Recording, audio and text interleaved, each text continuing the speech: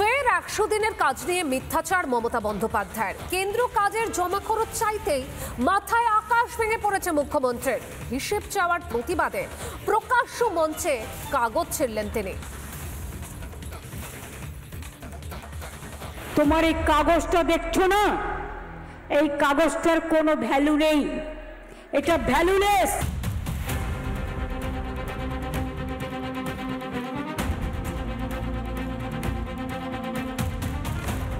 একশো দিনের কাজের কাগজ ছিঁড়লেন মমতা বন্দ্যোপাধ্যায়, কারণ টাকার হিসেব চেয়েছিল মোদী সরকার। গত পরশুদিন একটা চিঠি দিয়েছে আমাদের,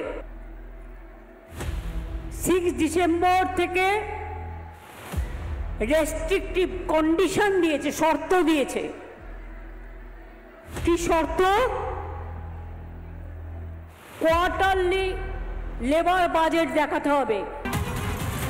হিসেব চাইলেই কি গায়ে জ্বালা মাননীয়ার?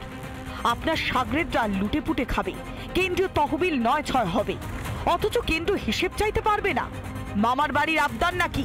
আর হিসেব চাইলে বঞ্চনার মিথ্যে অভিযোগ তুলে সরব হবেন তৃণমূল নেত্রী। 100 দিনের কাজ 4 বছর বন্ধ করে দিয়েছে, আবাস যোজনা বন্ধ করে দিয়েছে, গ্রামীণ রাস্তার কাজ বন্ধ করে দিয়েছে। এতদিনের কাজ বন্ধ রাখার জন্য আমরা প্রায় 51,617 কোটি টাকা পাইনি শুধু 100 দিনের কাজে। ক্ষণে ক্ষণে মত বদল মুখ্যমন্ত্রীর। আসল উদ্দেশ্য তো নিজেদের বড়াই করা।